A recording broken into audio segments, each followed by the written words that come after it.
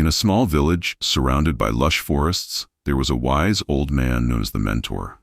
He had spent his life learning, observing, and mastering the art of controlling the mind and emotions.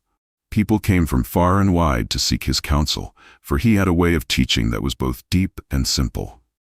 One day, a young man named Raghav arrived at the village. He was known for his fiery temper and rash decisions, which often led to trouble in his life. He had heard about the mentor's wisdom and decided to seek his guidance. The mentor welcomed him with a warm smile and invited him to sit by the fire. "I have been told you seek to understand your emotions, to control them," the mentor began. "But to truly understand, you must first see them clearly, like a cold mind observing a horse. Each emotion is like a horse that needs to be tamed." Raghav listened closely as the mentor continued. "The first horse is anger. It can be swift and uncontrollable, like a wild stallion. But just like any horse, it can be tamed with patience and control. Anger often comes when we feel insulted or when things don't go as planned. If we react impulsively, it damages not only others but ourselves. The key is knowing when to express anger and when to hold it back. A controlled mind knows that anger should be expressed with wisdom, not haste." Raghav nodded, beginning to understand. But the mentor was not finished. "The second horse is pride," he said. "Pride can be a strength, but it can also be a weakness. It is good to have confidence and to take pride in your abilities, but never let it blind you to your flaws. Too much pride will lead to arrogance, and that will only isolate you from others."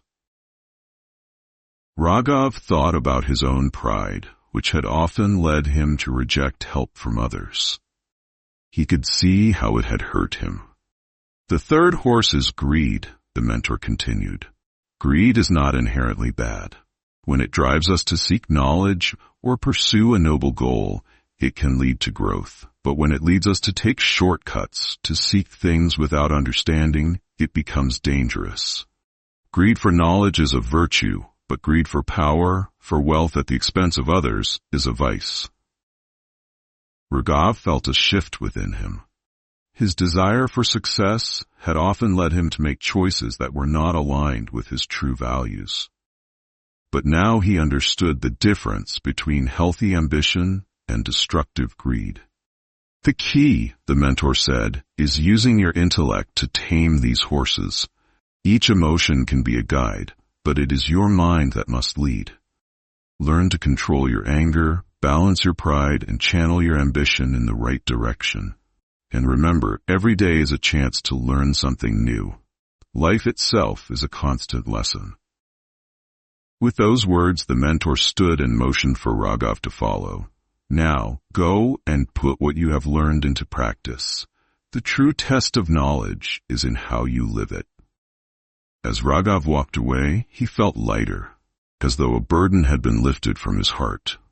He knew that the journey to taming the horses of his emotions would not be easy, but with patience, self-awareness, and wisdom, he could change.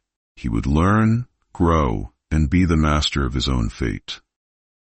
And so, every day, he took small steps toward self-improvement, guided by the mentor's teachings, and slowly the wild horses of his emotions became gentle companions on his journey.